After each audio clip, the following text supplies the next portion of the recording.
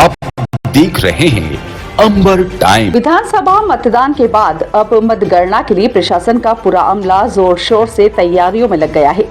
मतगणना स्थल पर सुरक्षा के पुख्ता इंतजाम किए जा रहे हैं, तो विधानसभा वार कक्षों में प्रत्याशियों के एजेंट और कर्मचारियों के आने जाने की अलग अलग व्यवस्था की जा रही है।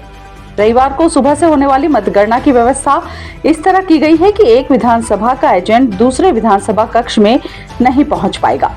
दूसरी तरफ निर्वाचन आयोग के निर्देशों के बाद प्रशासन ने हर मतगणना कक्ष में हर एंगल से नजर रखने के लिए सीसीटीवी कैमरे चप्पे चप्पे पर लगाए हैं। मतगणना के लिए जिला प्रशासन की तैयारियां लगभग पूरी हो गई है। मतगणना स्थल के चारों तरफ सुरक्षा के पुख्ता इंतजाम किए गए हैं। पूरे परिसर में 300 पुलिस अधिकारी व कर्मचारी पर सुरक्षा का जिम्मा रहेगा। प्रवेश द्वार पर ही नियंत्रण कक्ष बनाया गया है, जिसमें लगे टीवी से हर आने जाने वालों पर नजर रखी जाएगी। कुछ व्यवस्थाएं ऐसी हैं जो मतगणना के ठीक एक दिन पहले शनिवार को की जाएगी। मतगणना शासकीय कला एवं विज्ञान महाविद्यालय में सुबह 8 बजे से होनी है। मतगणना के दिन सुबह से ही कॉलेज के सामने नगर निगम से लेकर ब्लड बैंक तक का पूरा हिस्सा नो व्हीकल जोन बना दिया जाएगा। यहाँ दोनों तरफ बैरिकेड्स लगाकर किसी को भी आने जाने की अनुमति नहीं होगी। कॉलेज के सामने व्हीकल जोन होने से छतरी पुल से आने वाले वाहन नगर निगम से पैलेस रोड तरफ डाइवर्ट किए जाएंगे। जेल रोड से आने वाले वाहन ब्लड बैंक के यहाँ से नाहरपुरा और नाहरपुरा से आने वाले वाहन जेल रोड तरफ जा सकते हैं। मतगणना केंद्र तथा गणना कक्ष के भीतर और बाहर, यहाँ तक कि गणना केंद्र के प्रवेश द्वार पर पासधारी व्यक्तियों की सुरक्षा जांच पर भी कैमरे से निगाह रखी जाएगी।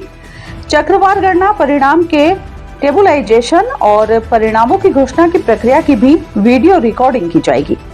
विधानसभा निर्वाचन की 3 नवंबर को होने वाली मतगणना के परिणाम राउंड वाइज आयोग की वेबसाइट और वोटर हेल्प ऐप पर भी देखे जा सकते हैं। सुबह 8 बजे से पोस्टल बैलेट की मतगणना के साथ यह कार्य शुरू होगा और 8:30 बजे से ईवीएम के मतों की गणना होगी। पोस्टल बैलेट की गणना समाप्त होने के तत्काल बाद प्रत्येक उम्मीदवार को मिले डाक मत पत्रों की घोषणा की जाएगी।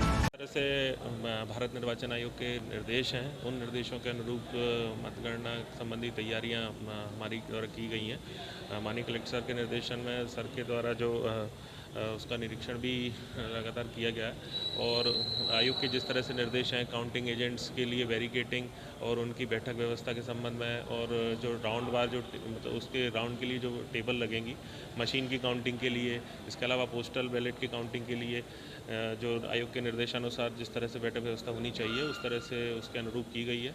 साथ ही साथ बाहर की व्यवस्था के लिए भी प्रवेश व्यवस्था पे और अब जो 3 टायर सिस्टम सिक्योरिटी अरेंजमेंट रहता है उसको भी आयोग की मंचानुरूप आयोग के निर्देशानुरूप तैयारियां की गई हैं।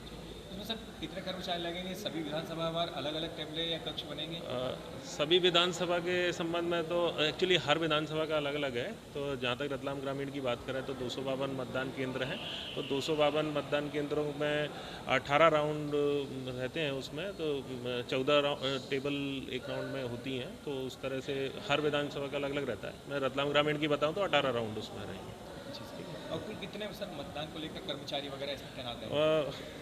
मतदान के लिए हर टेबल पे एक काउंटिंग सुपरवाइज़र होता है और काउंटिंग असिस्टेंट होता है और इनके अलावा एक माइक्रो ऑब्जर्वर भी उसमें काउंटिंग हॉल में रहते हैं। तो इस तरह से हर टेबल पे इतना स्टाफ रहता है। तो टेबल बार पोस्टल बैलेट के लिए भी यही गणना सहायक और गणना सहायक के रूप में गणना सुपरवाइज़र ये उपस्थित रहते हैं। तो जितने टेबल रहेंगे उसके अकॉर्डिंग ये संख्या रहती है। शहर के बढ़ते यातायात को देखते हुए शहर की सड़कों का चौड़ीकरण किया गया है। बावजूद उन सड़कों को भी अतिक्रमण की भेंट चढ़ा दिया गया है। ये है बाल चिकित्सालय वाली सड़क। हाल ही में सिटी 2 लेन के तहत ये सीसी सड़क बनाई गई है। सड़क बनने के बाद इस सड़क को भी अतिक्रमण का शिकार कर यातायात व्यवस्था फिर ध्वस्त कर दी है। MCH मदर चाइल्ड यूनिट के सामने पसरा पड़ा अतिक्रमण प्रशासन को मुंह चिढ़ा रहा है। MCH के मुख्य द्वार से शुरू होने वाला ये अतिक्रमण अस्पताल आने वाले मरीजों और एम्बुलेंस के लिए दिक्कत बना हुआ है। MCH के सामने ऑटो गैरेज सहित अन्य दुकानदारों का दुकानों के बाहर किए गए अतिक्रमण के कारण जगह जगह अघोषित वाहन पार्किंग स्थल बन गया है। एक तरफ ट्रैफिक पुलिस व्यवस्था सुधारने के लिए चालानी कार्रवाई कर राजस्व वसूल कर रही है, दूसरी तरफ सड़कों पर फैलता अतिक्रमण सवाल पर सवाल खड़ा कर रहा है।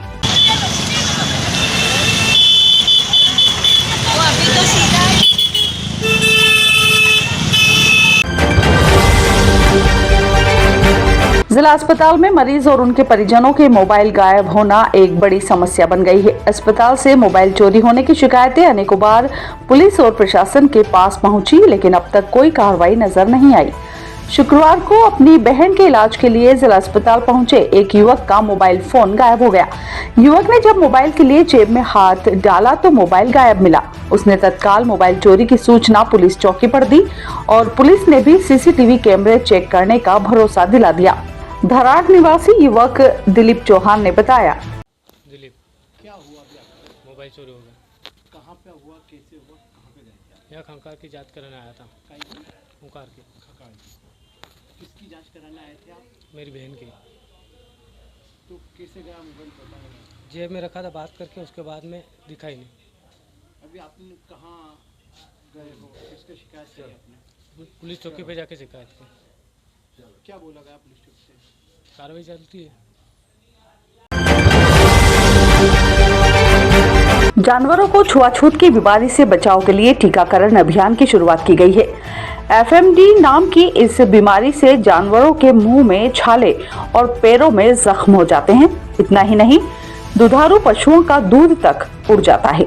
वैसे तो जिले में इस तरह की बीमारी नहीं के बराबर है, लेकिन उन्मूलन के लिए एफएमडी टीका लगाया जा रहा है। 1 महीने के टीकाकरण अभियान की जानकारी देते हुए पशु चिकित्सक ने बताया।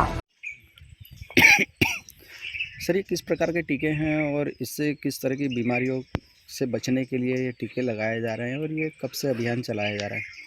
ये सर एफएमडी का टीका है। हाँ। ये मुंह पका रोग, पैर पका रोग हो जाता है। इसमें क्या है कि मुंह में छाले हो जाते हैं। हाँ। और पैर में भी घाव हो जाते हैं। हाँ। और दुधारू जानवर जब खाना बंद करता है तो दूध भी उड़ जाता है सर। हाँ।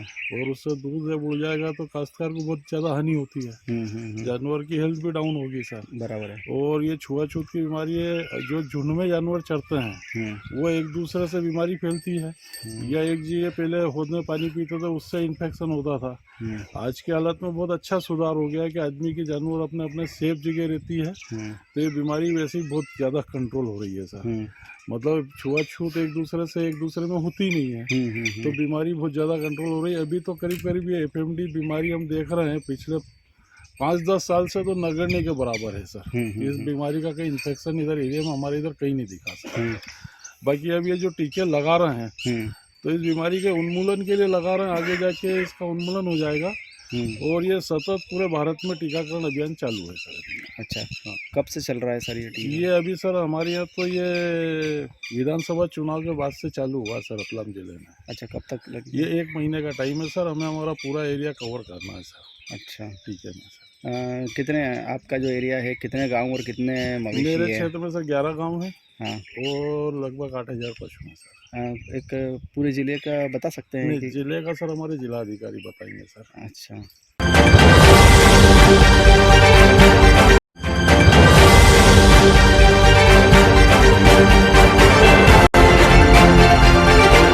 आप देख रहे हैं अंबर टाइम।